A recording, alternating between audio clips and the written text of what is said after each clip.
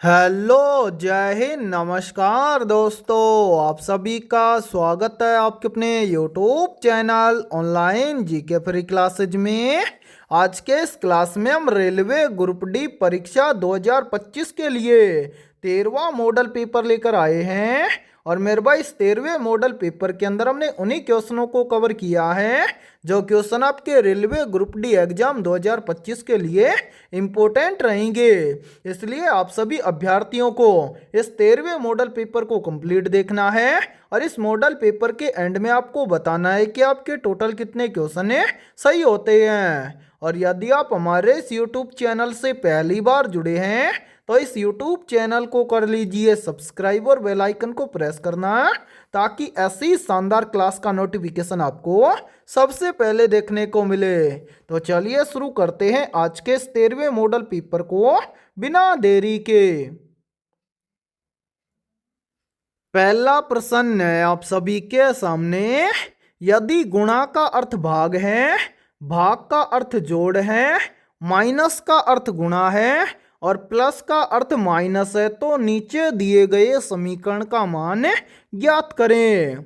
यानी कि ये पहला प्रश्न आप सभी के सामने गणितीय संक्रियाओं से संबंधित प्रश्न दिया गया है और आपसे पूछा गया है कि इस प्रश्न के अकॉर्डिंग इस समीकरण को सोल्व करेंगे तो इस समीकरण का मान क्या आएगा। तो मेरे भाई इस टाइप के प्रश्न को आप एग्जाम में देखते हैं मात्र 2 से 3 सेकंड में कैसे सोल्व करेंगे तो वो देखिए इस टाइप के प्रश्न को एग्जाम में सोल्व करना बहुत ही आसान होता है। आसानी से कैसे सोल्व करेंगे तो वो देखिए इस समीकरण को हम क्या करेंगे प्रश्न के अकॉर्डिंग सोल्व करेंगे। तो ध्यान से देखिए प्रश्न में आपको स्पष्ट बोला गया है कि गुणा का अर्थ है भाग, तो इस समीकरण के अंदर हम गुणा के स्थान पर हम क्या करेंगे भाग करेंगे। ठीक है, इसी प्रकार से आगे बोला गया है कि भाग का अर्थ है प्लस, तो भाग के स्थान पर हम क्या कर देंगे प्लस कर देंगे। आगे बोला गया है कि माइनस का अर्थ है गुणा, तो इस समीकरण के अंदर माइनस के स्थान पर क्या कर देंगे गुणा कर देंगे। और मेरे भाई लास्ट में बोल रहा है कि प्लस का अर्थ है माइनस है, तो प्लस के स्थान पर हम क्या कर देंगे माइनस कर देंगे। अब यहां पर हम बनाएंगे नया समीकरण कैसे, देखिए सबसे पहले दिया गया है 392। ठीक है, उसके बाद में भाग, भाग का अर्थ है प्लस, उसके आगे दिया गया है 28, 28 के आगे दिया गया है गुणा, गुणा का अर्थ है भाग। ठीक है, उसके आगे दिया गया है 7, 7 के आगे दिया गया है माइनस, माइनस का अर्थ है गुणा। फिर उसके आगे दिया गया है 4, 4 के आगे दिया गया है प्लस, प्लस का अर्थ है माइनस और उसके आगे दिया गया है 10। अब ये बन गया नया समीकरण। अब इस समीकरण को सोल्व करके इसका मान अपने को ज्ञात करना है। तो इस समीकरण के अंदर हम क्या करेंगे सबसे पहले भाग को सोल्व करेंगे। तो सबसे पहले दिया गया है 392। ठीक है, उसके बाद में प्लस। अब यहां पर देखिए 7 का भाग देंगे 28 में तो ये चला जाएगा 7 चौक 28। उसके आगे है गुणा में 4 और माइनस का 10। ठीक है, अब मेरे भाई भाग करने के बाद में क्या करेंगे गुणा करेंगे। तो सबसे पहले दिया गया है 392। ठीक है, उसके बाद में प्लस। फिर मेरे भाई यहाँ पर देखिए 4 और 4 को आपस में गुणा करेंगे तो बन जाएगा 4 चौक 16, फिर है माइनस का 10। अब इसके बाद में हम क्या करेंगे प्लस प्लस की संख्याओं को आपस में जोड़ लेंगे और माइनस की संख्या को घटा देंगे। तो ध्यान से देखिए प्लस का है 392 और प्लस का है 16, तो 392 और 16 मिलकर बन जाएगा 408। ठीक है, और आगे क्या बच गया माइनस का 10। अब यहां पर हम क्या करेंगे 408 में से 10 को घटा देंगे। तो 408 में से 10 को घटा देंगे तो यहां पर बचेगा 398। यानी कि इस प्रश्न के अकॉर्डिंग इस समीकरण को सोल्व करेंगे तो इस समीकरण का मान आएगा 398। अब हमें देखना है कि संख्या 398 किसी ऑप्शन में दी गई है। तो हाँ सर, संख्या 398 हमें दी गई है ऑप्शन ए के अंदर है। तो पहले प्रश्न के अंदर ऑप्शन ए हो जाएगा सभी का करेक्ट आंसर है। तो उम्मीद करता हूं कि ये पहला प्रश्न भी आपको अच्छे से क्लियर हो गया होगा। और जब भी इस टाइप का प्रश्न आपको एग्जाम में दिया जाएगा तो आप फटाफट से सोल्व कर लेंगे। ठीक है, और इसी के साथ में देखिए आप सभी के लिए बहुत ही इंपॉर्टेंट सूचना है। यदि आप पहली बार के अंदर रेलवे ग्रुप डी एग्जाम 2025 को क्रैक करना चाहते हैं तो हमने आपके रेलवे ग्रुप डी एग्जाम 2025 के लिए ऑल सब्जेक्ट के ऊपर करीब 11,000 प्लस रामबाण क्वेश्चनों का मास्टर पीडीएफ सेट तैयार किया है। और जो भी अभ्यर्थी ये कंप्लीट मास्टर पीडीएफ सेट लेना चाहता है वो हमारे इस व्हाट्सअप नंबर पर कांटेक्ट करके ले सकता है। व्हाट्सअप नंबर है 7374826893। ये हमारा व्हाट्सअप नंबर है। इस व्हाट्सअप नंबर पर आप कांटेक्ट करके इस कंप्लीट मास्टर पीडीएफ सेट को ले सकते हैं। और मेरे भाई इस कंप्लीट मास्टर पीडीएफ सेट के साथ में आपको पूरे 1 साल का करंट अफेयर्स बिल्कुल फ्री में मिलने वाला है। ठीक है। और मेरे भाई ये कंप्लीट मास्टर पीडीएफ सेट आपको मिलेगा मात्र और मात्र 80 रुपए की फीस के अंदर है।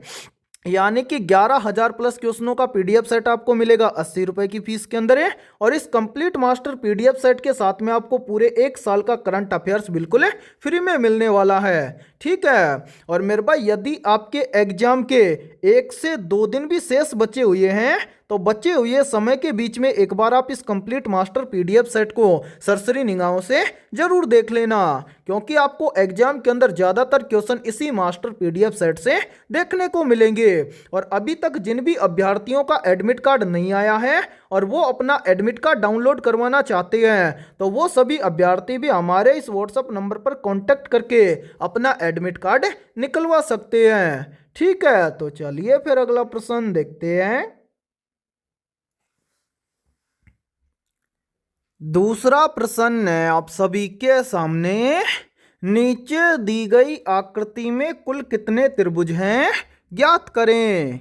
यानी कि दूसरा प्रश्न आप सभी के सामने काउंटिंग फिगर से संबंधित प्रश्न दिया गया है और आपसे पूछा गया है कि इस आकृति में कुल कितने त्रिभुज हैं। तो मेरे भाई इस टाइप के प्रश्न को आप एग्जाम में देखते ही मात्र 2 से 3 सेकंड में कैसे सोल्व करेंगे तो वो देखिए आपको जब भी एग्जाम के अंदर काउंटिंग फिगर से संबंधित प्रश्न दिया जाए तो आपको क्या करना है, सबसे पहले आपके सामने जो आकृति दी गई है उस आकृति के अंदर आपको क्या करना है, सबसे पहले सिंगल फलक वाले त्रिभुजों को काउंट करना है। जैसे यहाँ पर देखिए मेरे भाई, यहाँ पर देखिए इस आकृति के अंदर सिंगल फलक का पहला त्रिभुज बन जाएगा ये। ठीक है। इसी के साथ में देखिए दूसरा त्रिभुज बन जाएगा ये।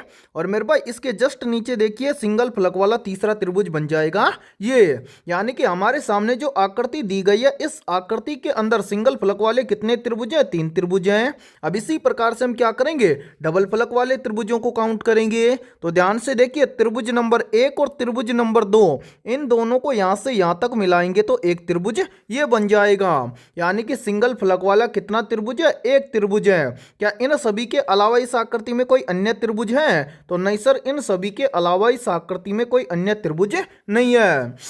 तो यहां पर हम क्या करेंगे, इन सभी को यहां पर टोटल कर लेंगे। तो ध्यान से देखिए 3 और 1 मिलकर बन जाएगा 4 है। यानी कि हमारे सामने जो ये वाली आकृति दी गई है इस आकृति में कुल त्रिभुजों की संख्या है 4 है। अब हमें देखना है कि 4 किसी ऑप्शन में दिया गया है, तो आंसर 4 त्रिभुज में दिया गया है ऑप्शन सी के अंदर है। तो दूसरे प्रश्न के अंदर ऑप्शन सी हो जाएगा सभी का करेक्ट आंसर है।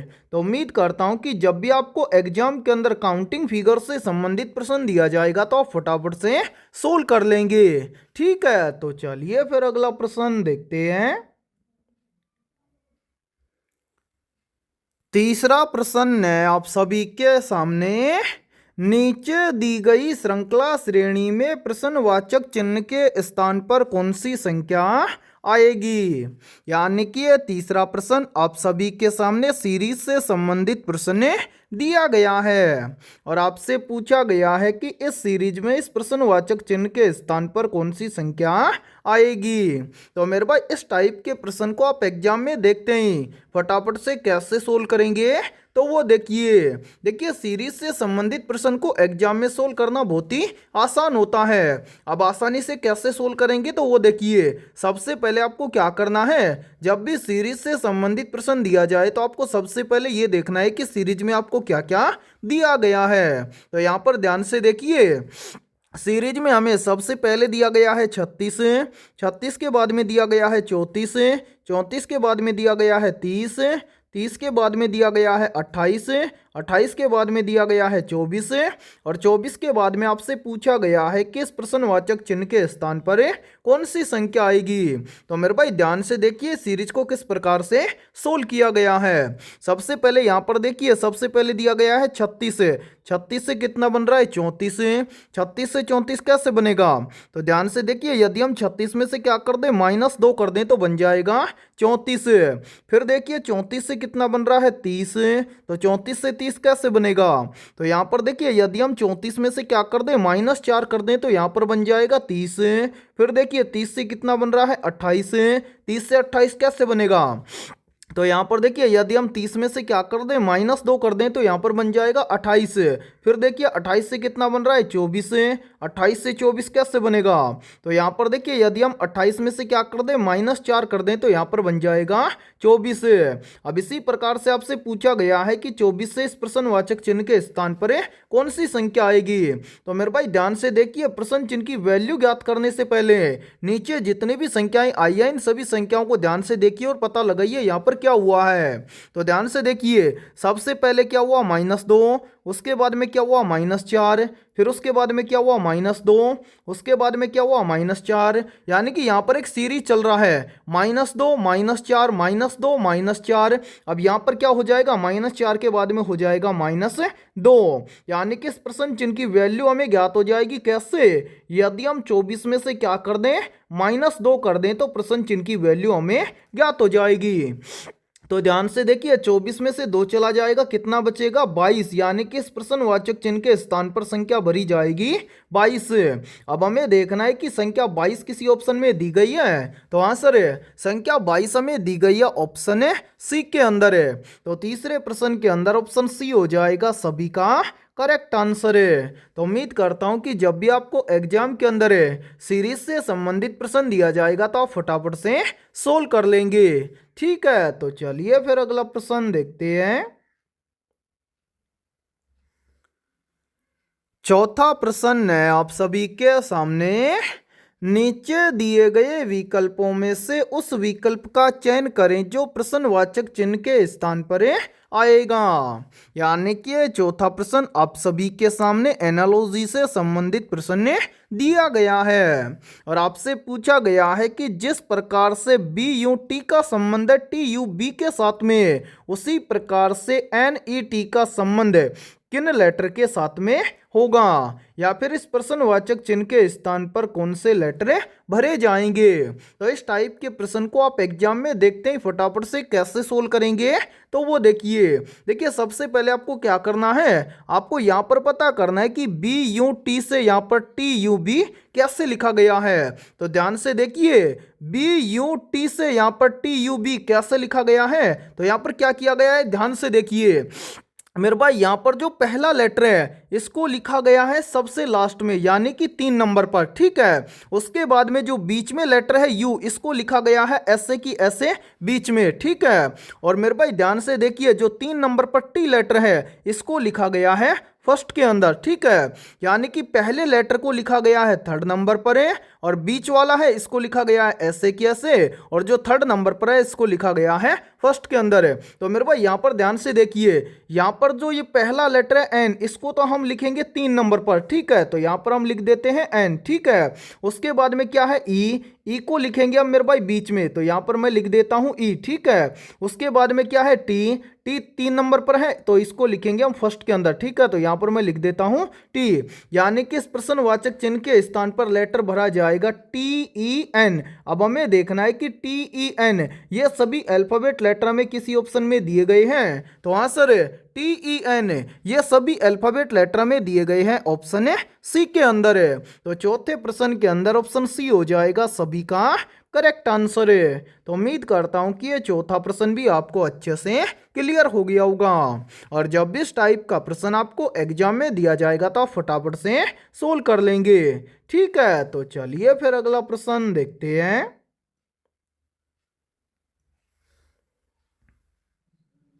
पांचवा प्रश्न है आप सभी के सामने, सपना उत्तर की ओर जा रही है, वह 3 बार दाईं ओर मुड़ती है और फिर 1 बार बाईं ओर मुड़ जाती है।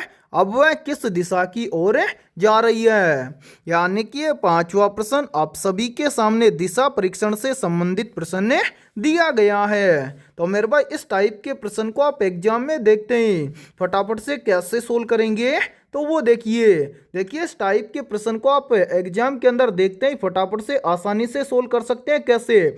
सबसे पहले तो आपको दिशाओं का ज्ञान होना चाहिए कि कौन सी दिशा किस तरफ होती है। तो मेरे भाई यहाँ पर ध्यान से देखिए, हम एक छोटा सा डायग्राम बना देते हैं ताकि आपको दिशाओं का ज्ञान हमेशा रहे। तो मेरे भाई यहाँ पर ध्यान से देखिए, यहाँ पर देखिए ऊपर की ओर होता है उत्तर दिशा, ठीक है। उत्तर के जस्ट नीचे होता है दक्षिण दिशा, ठीक है। फिर मेरे भाई यहाँ पर देखिए, यहाँ पर इस तरफ होता है पश्चिम दिशा और पश्चिम दिशा के जस्ट सामने होता है पूर्व दिशा, ठीक है। इतना आपको पता होना चाहिए। अब मेरे भाई यहाँ पर देखिए, हम क्या करेंगे, इस प्रश्न के अकॉर्डिंग पता लगाएंगे कि सपना अब किस दिशा की ओर जा रही है। तो यहाँ पर देखिए, मान लीजिए यहाँ पर कोई एक पॉइंट है, ठीक है। इस पॉइंट से सपना जा रही है उत्तर की ओर, उत्तर है ऊपर की ओर, ठीक है। यानी कि यहाँ पर बोल रहा है कि सपना उत्तर की ओर जा रही है, ठीक है। वह 3 बार दाईं ओर मुड़ती है, तो यहां से सपना का दायां हो जाएगा इस तरफ, ये हो जाएगा 1 बार, ठीक है। फिर यहां से दायां हो जाएगा नीचे की तरफ, ये हो जाएगा 2 बार, ठीक है। और तीसरी बार इसका दायां हो जाएगा इस तरफ, यानी कि 3 बार चलने पर वो आ गई इस दिशा में, ठीक है। इसके आगे बोल रहा है और फिर 1 बार बाईं ओर मुड़ जाती है, यहां से सपना का बायां हो जाएगा इस तरफ, ठीक है। अब आगे पूछ रहा है कि अब वह किस दिशा की ओर जा रही है। तो मेरे भाई यहां पर आप इसके अंदर देखिए, नीचे की तरफ कौन सी दिशा है, दक्षिण दिशा है। यानी कि सपना अब किस दिशा में जा रही है, दक्षिण दिशा में जा रही है। अब हमें देखना है कि दक्षिण दिशा किस ऑप्शन में दिया गया है। तो ध्यान से देखिए, दक्षिण दिशा में दिया गया है ऑप्शन डी के अंदर है। तो पांचवें प्रश्न के अंदर ऑप्शन डी हो जाएगा सभी का करेक्ट आंसर है। तो उम्मीद करता हूं कि जब भी आपको इस टाइप का प्रश्न एग्जाम में दिया जाएगा तो आप फटाफट से सोल्व कर लेंगे, ठीक है। तो चलिए फिर अगला प्रश्न देखते हैं।